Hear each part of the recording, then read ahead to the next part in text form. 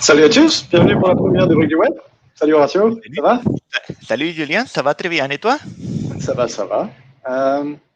Comment on démarre? Est-ce qu'on dit bonjour déjà? Présente-toi vite fait. On peut dire bonjour, on peut se présenter. Allez, tu commences. D'accord. Julien, très court, je vis aux Pays-Bas et je travaille chez ING. Et j'ai hâte de rencontrer toutes les personnes qu'on va voir aujourd'hui. À toi, dis-moi. Moi, c'est Horacio, espagnol habitant en France, de l'Alaxan, et je travaille chez OVH Cloud. Et Super. je suis aussi très content d'être là pour cette première émission. Bon, bah alors, c'est quoi les briques de web, quoi? C'est à toi de m'expliquer, on va commencer là-dessus. Dis-moi. Bon, bah, ça va être une émission bimensuelle, c'est-à-dire 2 fois par mois, et on va parler de web. Mais on va essayer de ne pas parler de framework. Non, on va parler plutôt des briques de base de web. Des choses qui sont là, sont à disposition dans tous les navigateurs et permet de faire des applis et des sites standards d'une façon plutôt simple. Des choses comme, allez, Mondada, les web components, par exemple, ou les... Voilà, pour ne nommer qu'un, mais il y a plein, quoi, de JavaScript, de CSS, des choses que peut-être vous connaissez pas, des différents standards qui arrivent petit à petit sur les navigateurs de WebAssembly aussi. Ça m'a l'air pas mal. Ça me donne envie de voir un petit peu le programme d'aujourd'hui. Je pense qu'avant de commencer le programme, on peut peut-être introduire les invités qui n'ont pas la chance d'avoir une rubrique aujourd'hui. Par exemple, Hubert, j'espère que tu es prêt. Salut Hubert. Bonjour. Bonjour à tous, je suis Hubert Sablonnière, je travaille chez Clever Cloud sur tout ce qui est web. Et cette semaine, je n'ai pas de chronique, mais j'ai hâte de vous parler de différents sujets dans les prochains épisodes. Ah, super. Et alors, le dernier, Jean-François. Salut Jean-François, juste à temps. Oui, exactement. Salut à tous. Jean-François, donc du coup, moi, je suis nantais et je travaille chez Sphère. Et je suis sur la même rubrique que Hubert, donc j'ai vraiment hâte qu'on puisse vous partager un petit peu tout ça. Super. Suspense, teaser, quoi. Merci bien. Alors, on est sur un timing aujourd'hui. On essaie de tenir un temps de 45-50 minutes. On va essayer. Donc, il va falloir présenter la première chronique. Exactement. La première chronique, on a Wassim qui va nous faire une petite météo de web. Salut, bonjour Wassim. Allez, c'est à toi de travailler, on te laisse. À la prochaine. T'es mieux, toi, Wassim. Bonjour à tous. Donc, rapidement, le concept de la météo du web, ça va être quelques informations donc, du mois, des sorties de nouvelles versions d'SDK, d'outils, etc. Et puis quelques actus tech de manière complètement aléatoire pour donc, tout ce qui est dans l'écosystème du web. Et donc, pour commencer, alors, côté TypeScript, il fait 4,2 Celsius. Non, je plaisante. Donc, la version 4,2 est sortie ce mois-ci. Donc, elle offre plus d'une dizaine de mises à jour et donc de quelques breaking changes. Donc, faites attention. Par exemple, l'opérateur in, donc le for in, est maintenant devenu plus strict. Donc, faites attention à ça. Et il y a un nouveau flag qui s'appelle Explain Files qui vous permet de comprendre la structure de votre application. Donc, les fichiers que vous importez, etc. Maintenant, vous allez pouvoir comprendre d'où ils viennent. Et un breaking change, no implicit any maintenant déclenche une erreur sur les instructions yield pour ceux ou celles qui utilisent des générateurs. Côté Lit Element, une version de preview a été récemment publiée donc pour les prochaines versions de Lit Element 3 et Lit HTML 2. Donc, on vous mettra les liens de toutes les actus plus tard. Côté Dino, il y a mon chat qui gueule. Côté Dino, donc il fait 1,8 Celsius. Donc la version 1,8 propose un support expérimental de WebGPU. L'API INTL, donc pour faire l'internationalisation, est maintenant built-in. Donc là chez vous. L'API Import Maps est maintenant stabilisée. Donc vous pouvez l'utiliser sans dépendance. Et il y a possibilité de faire des fetch des modules privés. VS Code. VS Code, la version 1. 54 a été récemment publiée, donc elle offre un support officiel des nouveaux processeurs Mac Apple Silicon, une amélioration de l'accessibilité, donc navigation par tabs et par mots-clés, et maintenant le terminal intégré est restauré lorsque vous faites un window reload, ça c'est nouveau. Je vous mettrai un lien vers la vidéo de 30 minutes qui est présentée par mon collègue Burke et un des ingénieurs de l'équipe VS Code. Côté actu, Chromium passe un cycle de release de 4 semaines, donc à partir de Q3 2021. Donc Chromium et Edge sont concernés par ce nouveau cycle. L'équipe TypeScript, quant à elle, a mis à jour et a sorti un nouveau livre blanc donc pour apprendre TypeScript. Donc, il est gratuitement téléchargeable sur le site. Côté Node, Node.js, je vous ai mis un petit projet qui s'appelle Unduti. Ça se prononce à l'italienne. Donc, c'est un projet qui est en preview pour l'instant et c'est une nouvelle implémentation from scratch de nouveaux clients HTTP. Donc, voilà, donc à surveiller de près. Côté Chrome, on a donc les import maps dans Chrome maintenant qui sont voilà, c'est un nouveau standard en fait en cours d'expérimentation au sein du YCG, le Web Platform Incubator Community Group. Donc le but étant de contrôler le chargement des imports JS via un fichier manifeste. Donc voilà, à surveiller de près aussi avant que ce standard devienne officiel. Pour Angular, donc pour celles qui veulent comprendre comment fonctionne Ivy, donc le nouveau moteur de rendu. Mishko a écrit un article assez détaillé sur les 3 structures de données qui composent donc Ivy, qui sont donc le template engine, le logical tree et le render tree. Et dernière info, rapidement, Open Web Docs. Donc Open Web Docs est un nouveau projet en collaboration entre Google, Microsoft, Mozilla, Coil, W3C, Samsung et Igalia, donc pour aider et supporter la maintenance des différentes organisations de documentation technique open, donc telles que MDN. Donc voilà tout pour moi pour aujourd'hui. Donc rendez-vous dans 2 semaines. Ça fait super beaucoup d'infos en peu de temps, c'est trop bien. Waouh. Merci, Wassim. Merci bien. Merci. Oh, c'était un petit peu brut. Désolé. Pour le moment, on tient le timing. C'est ça, on est pas mal. On essaie de se tenir à 45 minutes. Oui, le truc qu'on a oublié de dire, c'est que on a l'intention de streamer toutes les 2 semaines. C'est ça, Horacio. Et vous retrouvez ça sur YouTube aussi en décalé après, si vous avez besoin. Et on a aussi oublié de dire que, comme vous voyez, on va avoir des chroniqueurs qui vont faire des petites chroniques plus ou moins régulières. On va avoir des invités qui vont venir de temps en temps pour un format un tout petit peu plus long. Et en gros, on a des différentes surprises qu'on testera et on vous montrera à fur et à mesure. Super. Est-ce qu'on tape directement sur la 2e rubrique? Ça me va. Allez, on part sur Emmanuel. Emmanuel, salut. Ça va Salut. Salut, ça va et vous? Trop bien. Je vais nous faire le projet de la semaine. J'aurais pu la faire. Bonjour à tous. Merci. On te laisse présenter ta rubrique. Yes, merci pour l'invitation. À tout de suite. J'ai une dizaine de minutes, si ma mémoire est bonne, pour présenter un projet. Un projet de la semaine, tous les 15 jours, mais un projet de la semaine. Aujourd'hui, je vais vous parler de Snowpack. Alors, avant de parler de Snowpack, je vais parler d'abord de comment fonctionne le build d'une application web de manière générale à l'heure actuelle.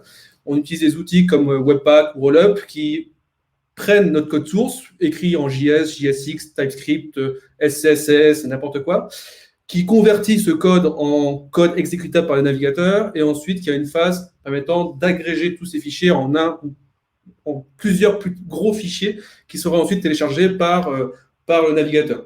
Donc cette phase de compilation et de bundler, c'est utilisé dans la plupart des frameworks via Webpack, mais il y a d'autres solutions qui existent sur le marché.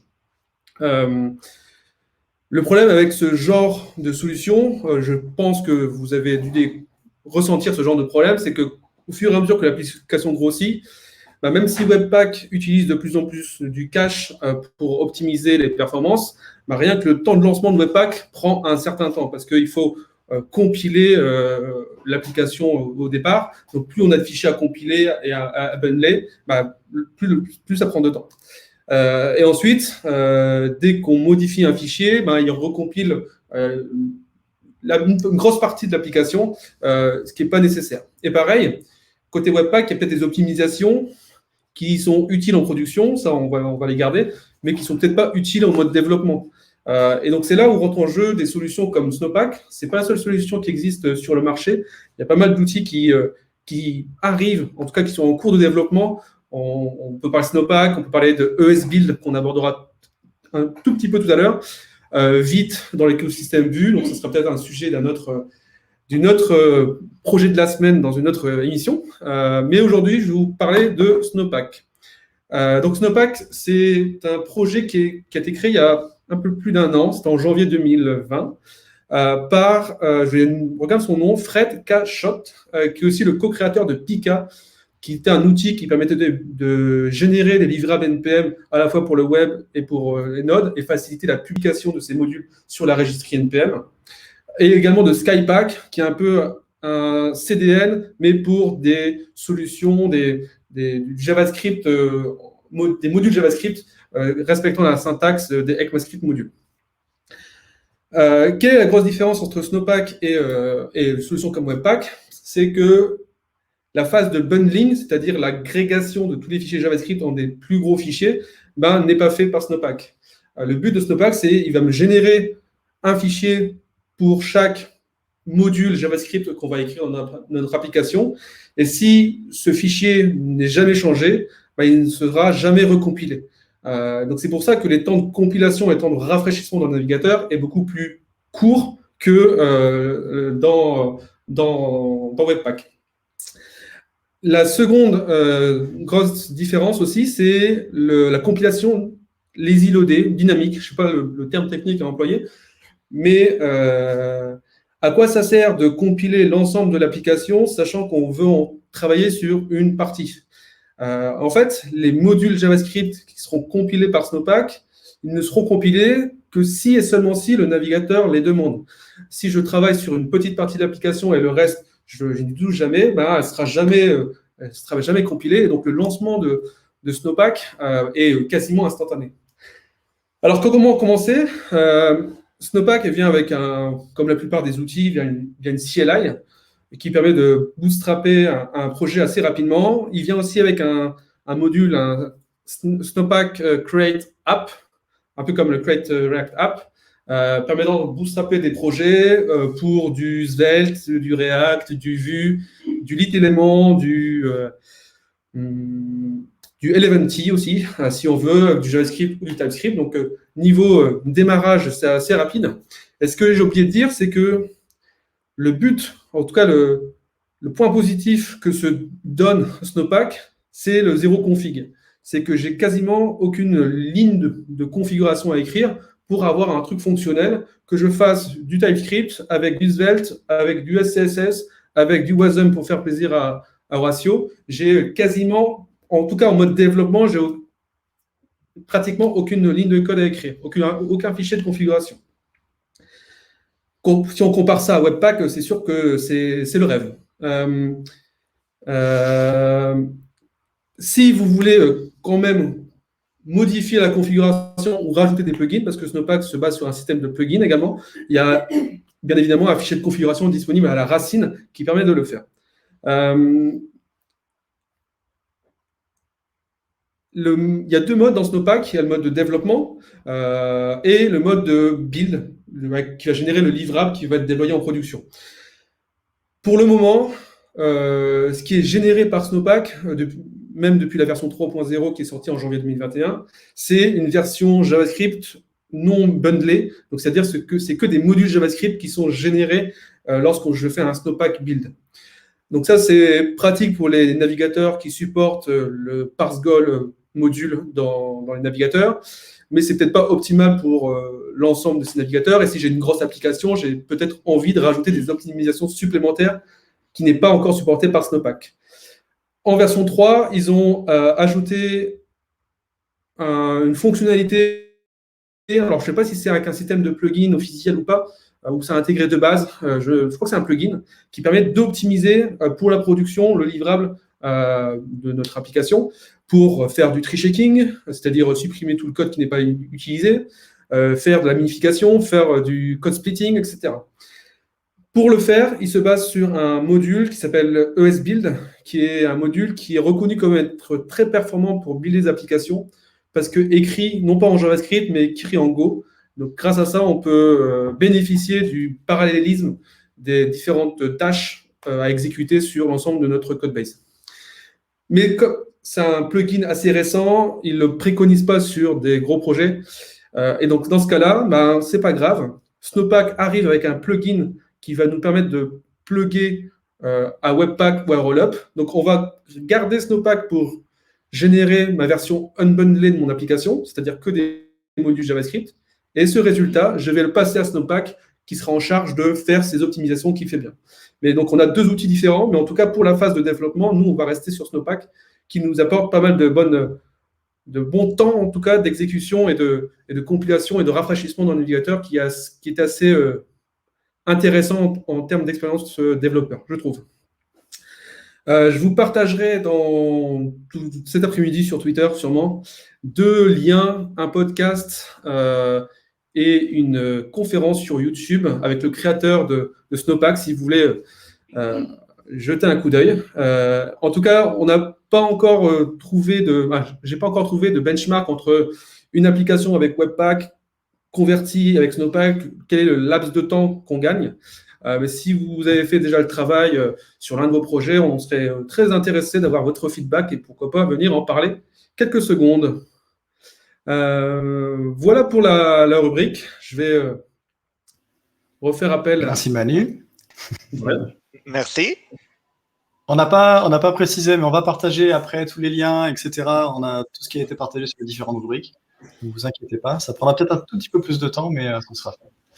Merci Manuel. Mais ça sera tout sur les sites web et tout, mais c'est la première. On essaye de commencer à roder les concepts. C'est ça. Et maintenant, je pense que c'est le moment principal de l'émission, c'est qu'on va appeler nos invités, c'est ça? Allez, on est parti. Alors, on va commencer par Cécile. Salut Cécile. Bonjour. Suivi de... J'arrive plus à la trouver. Ah bah si, c'est la même personne. Hop, Fanny. Voilà. Manuel n'a pas eu le temps de s'en aller. C'est facile, là. Bonjour, Fanny. Et on a Stéphanie. Salut Stéphanie. Salut. Salut. Salut. Aujourd'hui, pour notre section principale, on va parler accessibilité. C'est ce sujet-là que tout développeur web a entendu parler, mais que pour beaucoup, ça fait encore un peu peur. On voit d'une façon un peu de loin. C'est le cas pour la plupart des développeurs web que je connais. C'est mon cas aussi, donc je l'avoue. Pareil. Et pour ça, on a ici nos 2 invités d'aujourd'hui. Bon, on vous laisse. Bon courage. Et à tout à l'heure.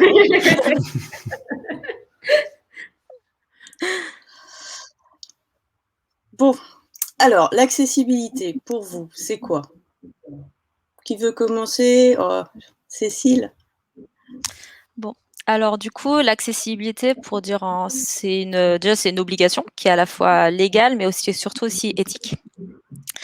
L'accessibilité, c'est quelque chose, qu'on fait de l'accessibilité, c'est rendre accessible les produits qu'on développe, tout ce qu'on développe, à des personnes qui sont tout d'abord en situation de handicap, afin qu'elles ne se retrouvent plus dans cette situation de handicap, qu'on soit aveugle, qu'on soit une personne dyspe, en fait, quel que soit son handicap.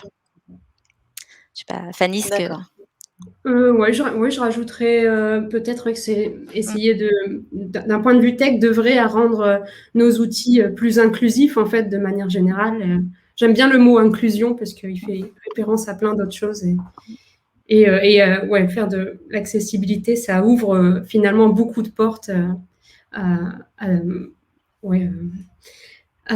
l'imagination, à l'innovation, etc. Donc, c'est aussi plein d'opportunités.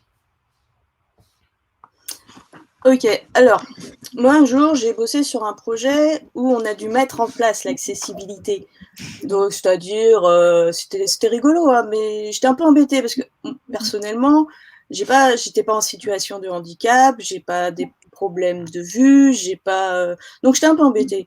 Donc j'ai dit comment on fait et la question souvent qu'on se pose quand on doit le mettre en place, j'insiste bien sur le mettre en place parce que je sais que Cécile, tu as un avis complètement différent. Donc nous on a dû le mettre en place en tant que développeur, donc on était un peu embêtés parce que déjà on savait pas où trouver les outils, on savait pas vraiment vu qu'on l'avait jamais fait. Parce qu'on se rend compte finalement que c'est pas quelque chose qu'on enseigne non plus à l'école. Quand on commence à développer, c'est pas rentrer dans les habitudes. Donc moi j'ai dû le mettre en place. Mais si on vous dit ça, vous en pensez quoi, vous, de le mettre en place?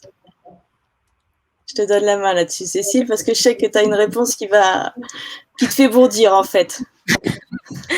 Alors, en fait, moi, j'ai un problème avec le fait de parler de mettre en place l'accessibilité. Parce que l'accessibilité, c'est pas quelque chose, c'est pas une couche, c'est pas une brique, on va dire ça, qu'on va rajouter au-dessus d'un produit. En plus, ça doit faire partie de manière intrinsèque de la manière dont on conçoit ou qu'on développe quelque chose.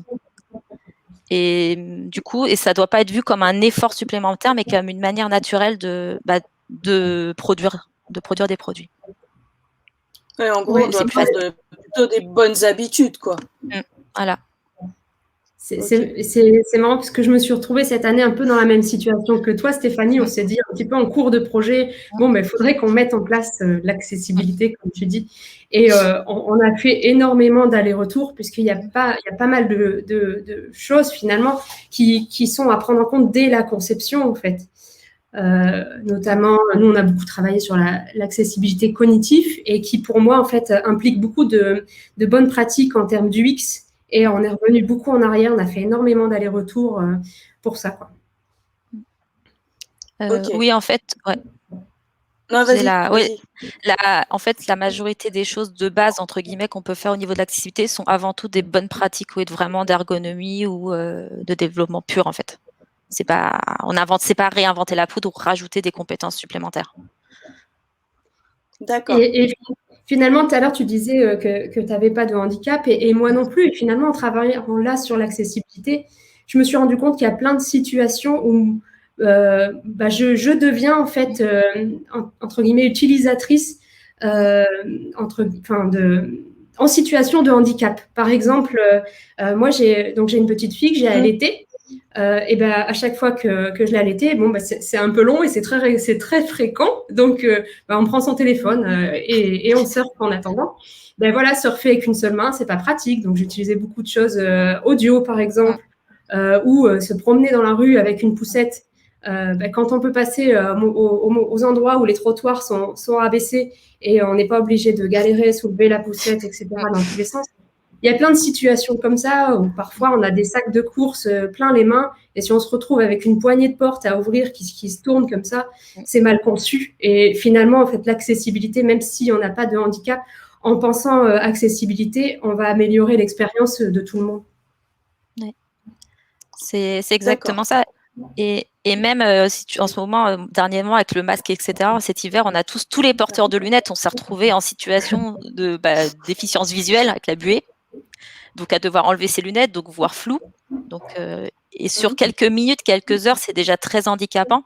Alors, imaginons quelqu'un qui est à vie comme ça. C'est pas possible, en fait. Oui, d'accord.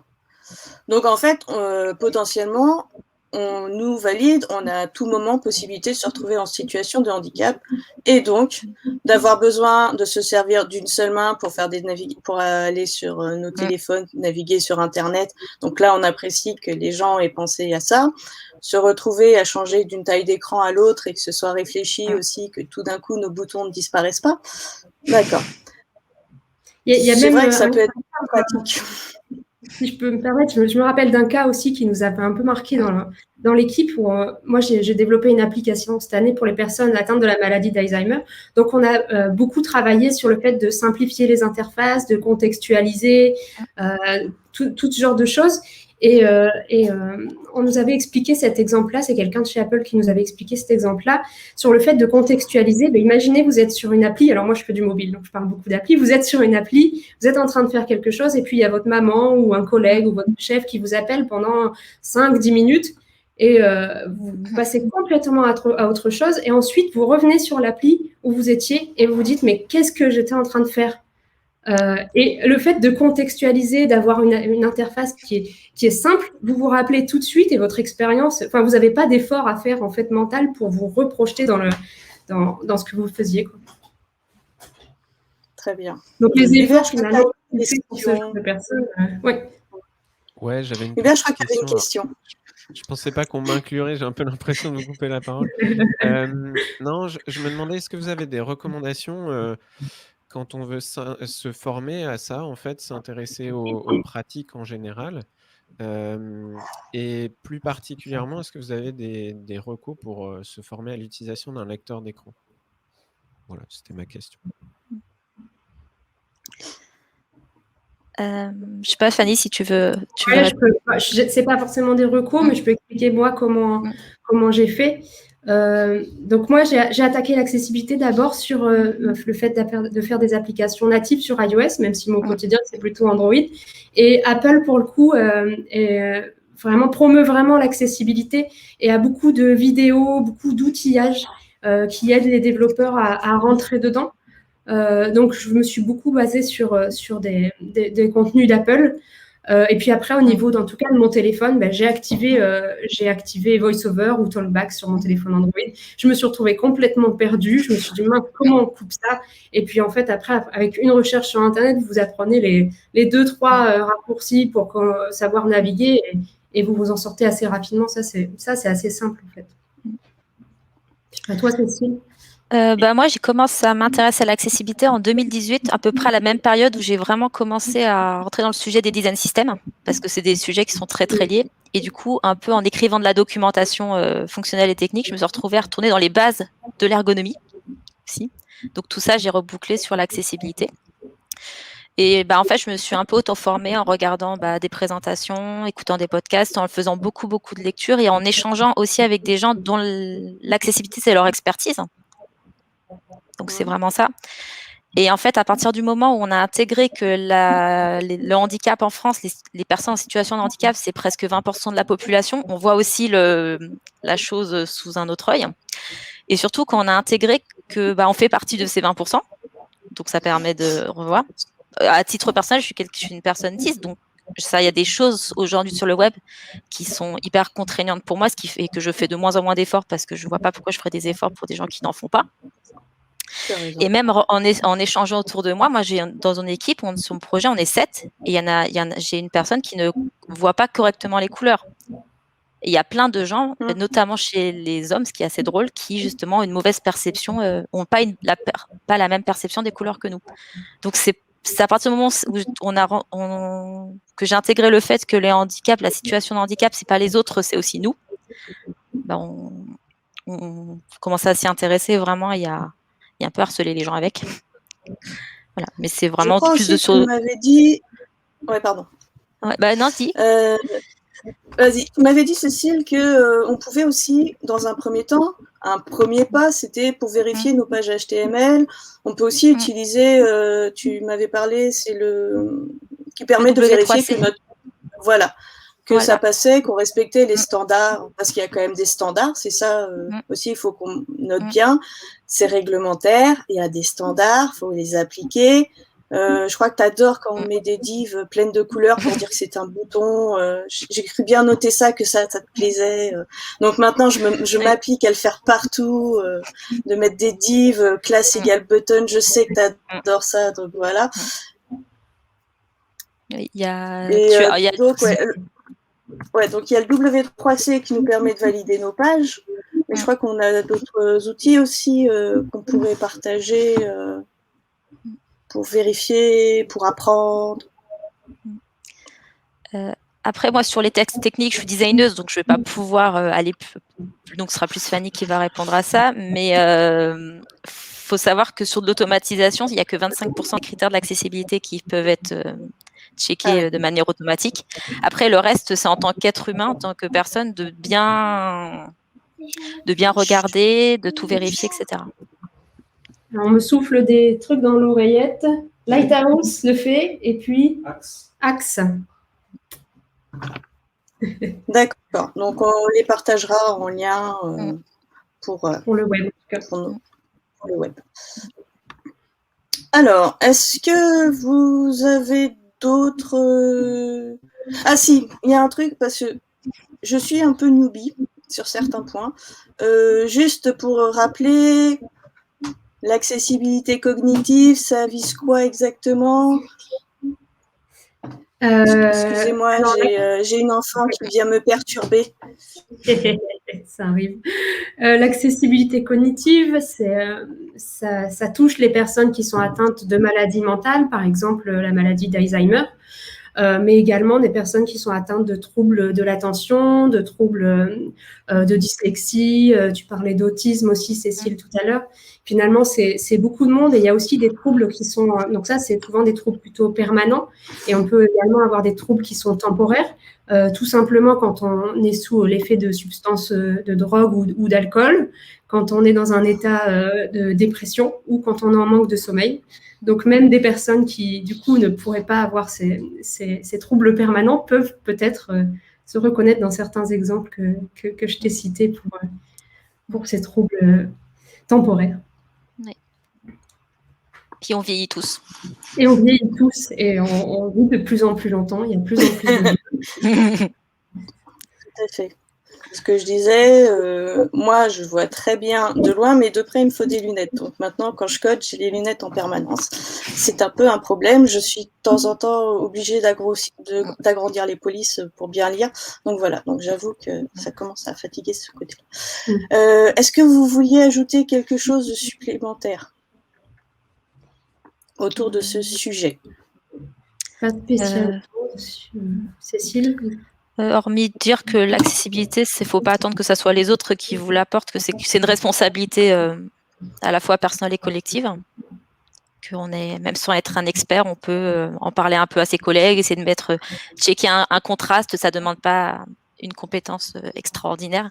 Donc faut vraiment voir l'accessibilité comme un petit truc qu'on fait aussi petit pas par petit pas, et sans avoir peur de s'y mettre. Ouais. Et puis pour les devs, si vous cherchez à donner un peu plus de sens au final à votre travail au quotidien, je sais qu'on est tous de plus en plus à la recherche de sens. Avant de potentiellement quitter votre boîte ou d'aller trouver un projet Tech for Good ou Green IT, rendez tout simplement accessibles les outils sur lesquels vous travaillez et ça vous fera du bien. Et ça fera du bien à beaucoup de monde. C'est Merci beaucoup. Merci bien. Merci. C'est très concret aussi. Merci beaucoup les filles. Ouais, je crois que c'est le moment de dire que sûrement vous reverrez Cécile et Fanny dans cette émission. Parce que le sujet, je pense qu'on a fait qu'effleurer la surface. Donc, on ne sait pas avec quelle périodicité, mais à très bientôt, Cécile, Fanny. Super, on est nickel niveau timing, c'est parfait. On avait peur de déborder pour une première. Je trouve qu'on se débrouille très très bien. Carrément. Qu'est-ce qu'il nous manque? Il nous manque encore une chronique? Bah oui, il nous manque Noël, je crois. On l'a pas vu par ici. Noël, tu es là? Salut Noël. Salut. Eh ouais, tout à fait. Donc, pour clôturer l'émission, je présente un petit peu ma chronique. Ouais, de quoi tu vas nous parler? Donc, alors, dans cette chronique, on va évoquer une petite anecdote historique relativement tirée des leçons. Donc, je m'excuse, tu peux recommencer, j'ai enlevé la mauvaise personne. Il n'y a pas de souci, il n'y a pas de souci. Donc, on va essayer de tirer des leçons un petit peu. Hop, je me monte au-dessus de la barrière, voilà. Donc, tirer quelques leçons de petites anecdotes historiques.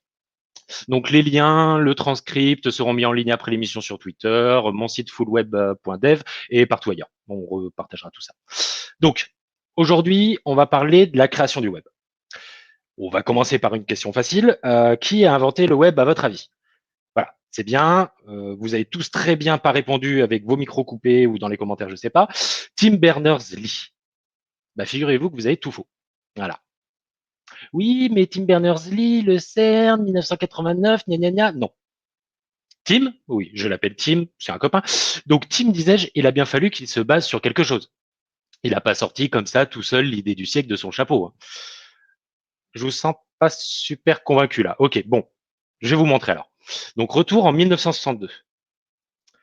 Laurence d'Arabie est au top du box-office, les 30 Glorieuses sont vraiment, mais alors vraiment glorieuses, et Johnny Hallyday reçoit son premier disque d'or pour Let's Do It Again. Donc Tim, lui, il a 7 ans. Du coup, il joue au petit train. Oui, tu t'attendais pas à voir le petit Tim faire de l'HTML quand même. Non, c'est pas Tim qui nous intéresse. Introducing Douglas C. Engelbart. Donc, Mr. Engelbart, il n'est pas là pour faire la révolution en skate. Parce que Engels, Bart, la philosophie, les Simpsons. Ouais, bon, d'accord, je la sentais pas trop celle-là. Bon, ça vous fera un moyen mémotechnique au moins. Donc, Doug, on va l'appeler Doug, il a déjà la trentaine et un tas d'idées.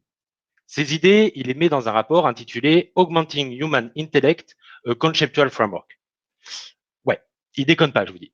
Donc, le mec, il veut direct augmenter l'intelligence humaine. Rien que ça. Bon, là, faut pas vous imaginer non plus un milliardaire fumeur de spliff qui veut vous mettre des puces dans le cerveau. Doug, c'est un sérieux. Du coup, son papier, il lui vaudra un bon gros chèque de l'ARPA, les militaires, quoi. Ce qui lui permettra de recruter toute une équipe pour son labo, l'ARC, Augmentation Research Center. Je vous l'ai dit, le mec va augmenter l'intelligence des gens. Donc de là, toute l'équipe de Doug va travailler durant 6 ans. Donc, On arrive en 1968, le 9 décembre pour être précis. À San Francisco, Californie, s'ouvre la 7e édition de la Fall Joint Computer Conference, une des plus grosses confs de l'époque. Je me suis dit, dans cette période, si vous montez un petit peu les confs, je vous en ai mis une. Et donc, après 6 ans de recherche, ce gros punk de Doug va ambiancer la conf avec ces mots. Allez, DJ Doug, balance la sauce. I hope you'll go along with this rather unusual setting and the fact that I remain seated when I get introduced and the fact that I'm going to come to you mostly through this medium here for the rest of the show. And I should tell you that I'm backed up by quite a staff of people between here and Menlo Park, where Stanford Research is located, some 30 miles south of here. And if every one of us does our job well, it'll all go very interesting, I think.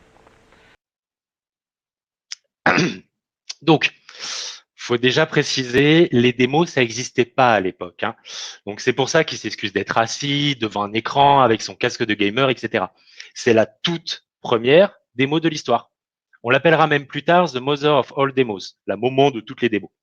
Parce que là, ils vont envoyer du pâté, les cocos. Le but précis de leur recherche, c'était d'imaginer comment des gens comme nous, des travailleurs intellectuels, je cite, occuperaient leur journée avec un ordi individuel. Un écran rien qu'à nous, une capacité de calcul rien qu'à nous, tout ça, tout ça. Et ils n'ont pas fait que l'imaginer. Ils l'ont fait. Donc là, durant cette conf, ils démontrent une souris, la première de l'histoire, une interface de bureau, la première de l'histoire, le copier-coller, la toute première utilisation de Stack Overflow de l'histoire, donc, de la collaboration en temps réel, dont une vidéoconférence à distance, la toute première de l'histoire, c'est bien, vous suivez, le courrier électronique, et un plan pour aller de chez Doug au boulot, avec des magasins sur le trajet. Et quand tu cliques sur un magasin, tu as une nouvelle page qui s'ouvre avec ses horaires d'ouverture, par exemple. Donc, durant la démo, ils appellent ça to jump a link, sauter un lien. C'était donc la toute première implémentation de ce concept de lien, autrement nommé hypertexte. Concept qui mènera 31 ans plus tard à HTML et HTTP. Donc, bien entendu, il en fallut du travail avant que tout ça arrive entre nos mains. TeamBL aura à coup sûr fait exploser l'hypertexte en créant la bonne solution au bon moment. Mais le concept n'était pas nouveau. En fait, rien de ce qu'on crée aujourd'hui n'est jamais véritablement nouveau. Derrière les révolutions et disruptions se cache souvent un simple recyclage d'une vieille idée. De nombreuses idées, plus ou moins anciennes, attendent simplement leur bon moment. Et donc là, normalement, c'est là qu'Horatio et Julien reprennent le. Voilà, merci. J'étais pas sûr. On avait simplement un peu de retard, on était complètement passionnés à t'écouter, quoi. Attends. Oh, c'était les 3 secondes réglementaires pour savoir si c'était la connexion Internet qui avait craché. C'est ça. Waouh. C'est là que tu te rends compte. Merci beaucoup. Le micro, t'avais rien. Mais de rien, avec grand plaisir. Donc, comme je disais, on partagera tous les liens, Twitter, tout ça, tout ça. Et tu as encore un truc à nous dire avant qu'on t'enlève de l'écran. J'aimerais bien que tu nous parles un petit peu de ton livre. C'est vrai, c'est vrai. Alors, parce que pour le coup, ça, cette petite anecdote, et certainement d'autres qui suivront dans cette même chronique par la suite, c'est issu du premier chapitre de mon bouquin Développement et architecture des applications web modernes, retrouver les fondamentaux. Le titre est un petit peu long. Donc, il est paru ce week-end. Il est disponible à partir de demain dans toutes les librairies, partout en France, etc., etc. C'est chez les éditions ENI. Et on en fera certainement gagner un exemplaire avec les briques du web. On n'a pas encore décidé exactement comment, mais voilà, on va mettre ça en place. Twitter, tout ça. Stay tuned. Super. On n'aura pas ta voix suave, mais ça nous permettrait quand même de lire les belles histoires. Tu l'auras dans ma tête. Exactement. Et tu l'entendras. Et tous les 2 semaines dans les briques de web.